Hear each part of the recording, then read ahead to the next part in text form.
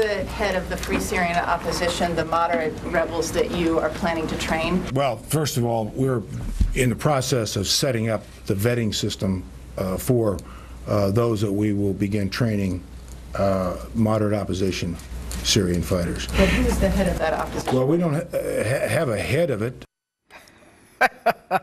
The Obama administration's big plan is to arm the moderate Syrian opposition to fight ISIS. $500 million to arm the group that some say is only 50% ready to fight. And our Secretary of Defense can't even name the head of this Free Syrian Army. With me now, former Deputy Undersecretary of Defense, retired Lieutenant General Jerry Boykin. All right, General, Hagel's lack of knowledge, is it even worth a comment? You know, Judge, this should give you a good indication of just how serious this administration is about defeating and destroying ISIS. This is sad. Well, it's not only sad, it's our money. It's $500 million. And, you know, we've been going back and forth on this for so long. Had they bombed them when they were just starting, and they could have gotten the convoys in the desert, and now it's just a mess. 98 people are involved. But do you think we should arm the Syrian rebels? Judge, this is a feel-good option. This makes the president and the Congress feel like they've really done something positive. But that's all it is a feel-good option, and eventually this is going to backfire. Do you really believe we're going to vet these people? Does anybody really think we're going to vet these people? I certainly don't, and our track record of arming and training these kind of Muslim groups is not a good one. Go all the way back to when the Soviets occupied Afghanistan, and look at the history of who got all the weapons and what they did with those weapons. They eventually became the Taliban, and we eventually had to fight these people. So this is just a feel-good option, and it is a dangerous move as far as I am concerned. And you know, I've been saying from the beginning, how do you vet them? What is there, a litmus test? What do you do, run a rap sheet?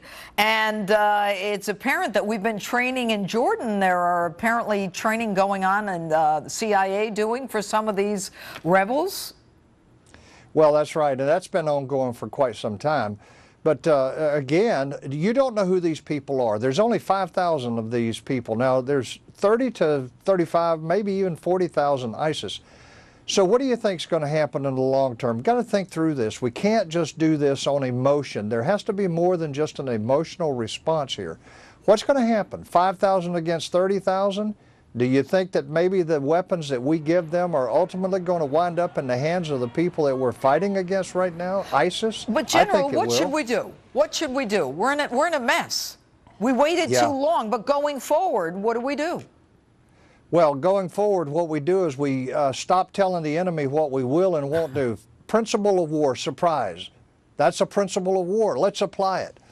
Secondly, we continue to build this coalition. Thirdly, we really insist that the Kurds have direct arming, direct support, so we're not going through the Iraqi government. And then finally, we consider all options to include boots on the ground. I hate to see more American blood, but you either kill them now or you develop Fortress America and you kill them on our own soil. You know what? I happen to agree with Bill O'Reilly. I think we ought to just get a mercenary force over there, pay them and let them do their job. But final question, General, you know, there's a question as to whether or not the airstrikes inadvertently or help Assad. Does anyone really think that we're not helping Assad by bombing ISIS? I mean, who are we kidding?